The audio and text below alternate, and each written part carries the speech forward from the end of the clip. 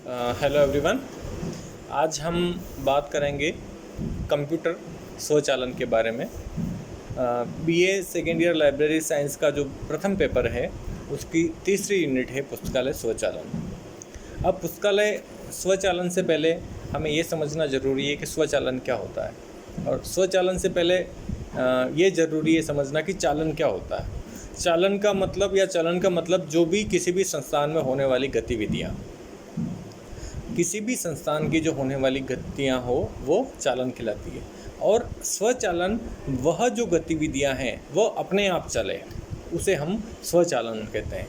अब कंप्यूटर स्वचालन वह गतिविधियाँ, किसी भी संस्थान की वह गतिविधियाँ जो कंप्यूटर के द्वारा चलित हो, कंप्यूटर के द्वारा चलाई जा रही हो। और पुस्तकालय स्वचालन का मतलब यह है कि पुस्तकालय में होने वाली सभी गतिविधियाँ जो कि कंप्यूटर या उस मशीन के द्वारा स्वचालित हो। अब इसका विकास की बात करें तो जिस प्रकार डिजिटल कंप्यूटर का विकास हुआ, यंत्रीकरण की शुरुआत हुई, इलेक्ट्रॉनिक्स और जो टेक्नोलॉजी का विकास हुआ, उसके साथ ही विभिन्न जो कार्यक्रम है, जो विभिन्न संस्थानों के जो कार्य होते हैं या फिर किसी व्यक्तिगत या किसी भी प्रकार से जो कार्य होते हैं उन कार्यों का भी यंत्रीकरण किया गया और वो कार्य यंत्रों के द्वारा किए जाने लगे। अब पुस्तकालय के क्षेत्र में भी कंप्यूटर का जो उपयोग है वो बहुत ही धड़ल्ले से हो रहा है। कंप्यूटर के उपयोग के द्वारा पुस्तकालय के जो कार्य होते हैं उन कार्यों को करने में सबसे बड़ी बात समय की बचत होती है, श्रम की बचत होती है, काम में पारदर्शिता आती है, विश्वसनीय आती थे, और जो निष्कर्ष या जो रिजल्ट्स निकलते हैं वो बहुत ही शुद्ध निकलते हैं। तो जो पुस्तकालय स्वचालन है वह पुस्तकालय की जो गतिविधियाँ होती है, जैसे पुस्तकालय जो सेक्शंस होते हैं पुस्तकालय के, जो हमने प्रथम वर्ष में देखे थे, जैसे अर्जन विभाग है, तकनीकी विभाग है, सीरियल कंट्रोल विभाग है, पत्र पत्रिका अनुभाग है, सर्कुलेशन विभाग है, प्रशासन विभाग है, और जो पाठक सेवाओं के संबंधित जो संदर्भ सेवा है, सूचना सेवा है, इन सभी गतिविधियों का जो काम है वह कंप्यूटर के माध्यम से होना पुस्तकालय का स्वचालन कहलाता है। अब इसके पुस्तकालय में और इसके विकास की बात करें तो जो 1950 के जो दशक में जो कंप्यूटर का आविष्कार हुआ था वह अपने आप में एक महान क्रांति थी यंत्रीकरण के क्षेत्र में और ऑटोमेशन के क्षेत्र में। तो 1948 के लगभग जो डिजिटल कंप्यूटर का आविष्कार हुआ उसके साथ ही पुस्तकालय में जो पाश्चात्य देश हैं, जो वेस्टर्न कंट्रीज़ हैं, उनके द्वारा कंप्यूटर के पुस्तकालय के क्षेत्र में भी कंप्यूटर का उपयोग शुरू करना स्टार्ट कर दिया गया। इस क्षेत्र में सबसे पहले जो शुरुआत की थी वो 1953 में डॉक्टर HP लुहान करके एक साइंटिस्ट थे अमेरिका में। उन्होंने सर्वप्रथम जो अनुक्रमणीकरण जो प्रक्रिया होती है पुस्तकालय में, जिसको हम सेकेंड ईयर में आगे के टॉपिक में पढ़ेंगे, तो अनुक्रमणीकरण जो है उन्होंने सबसे पहले कंप्यूटराइज किया। इसके साथ साथ और भी उस क्षेत्र में अनुक्रमणीकरण के क्षेत्र में विभिन्न यंत्रीकरण हुआ।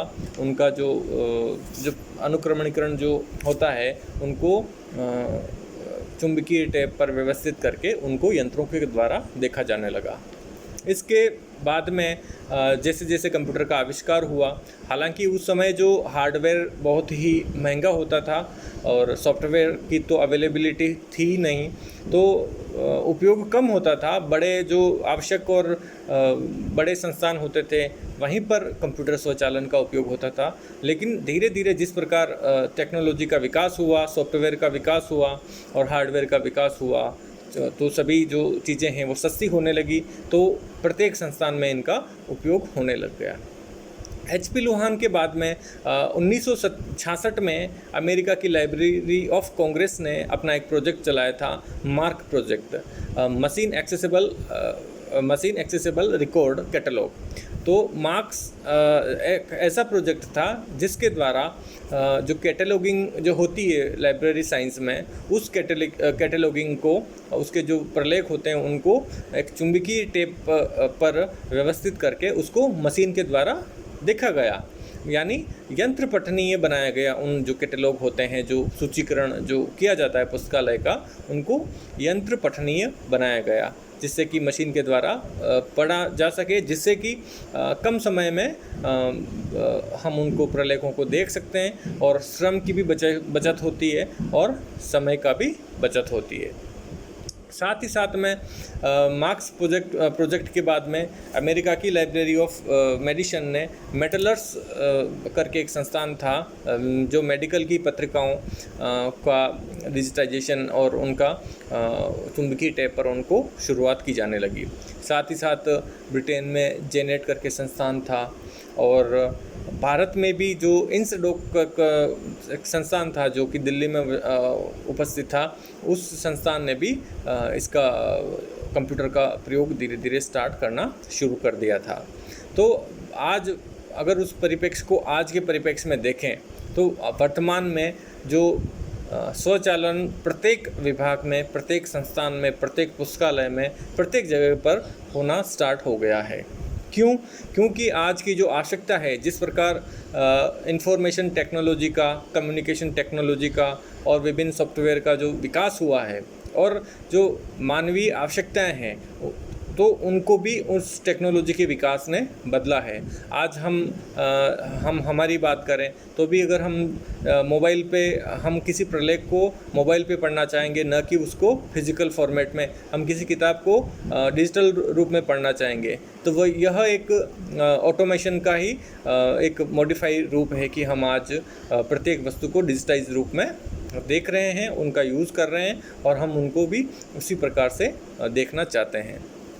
तो जिस प्रकार से टेक्नोलॉजी का विकास हुआ, तो उसी प्रकार के उसी प्रकार से लोगों की जो रिक्वायरमेंट्स है वो बदलती गई और वर्तमान में एक सबसे महत्वपूर्ण आवश्यकता हो गई है कि जो भी डॉक्यूमेंट है उसको डिजिटाइज रूप में देखें, उनका यूज़ डिजिटाइज रूप में करें और जितनी भी सूचनाओं का आदान प्रदान होता है वो भी वर्तमान में डिजिटाइज रूप में होता है।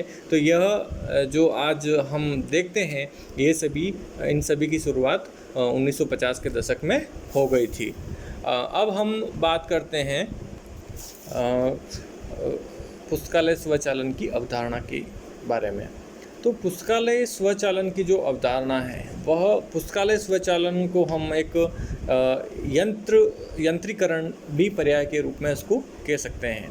तो अवधारणा इसकी यही है कि कंप्यूटर के विकास के साथ में जो 1950 के दशक में जो कंप्यूटर का विकास हुआ, उसके साथ ही स्वचालन की शुरुआत हो गई और स्वचालन के द्वारा विभिन्न जो पुस्तकालय के जो कार्य हैं, वो जो सेक्शंस के कार्य हैं, उनके अलावा सूचना सेवा के और संदर्भ सेवा के काम है, वो भी इस जो ऑटोमेशन है, स्वचालन है, इस प्रक्रिया के द्वारा किए जाते हैं।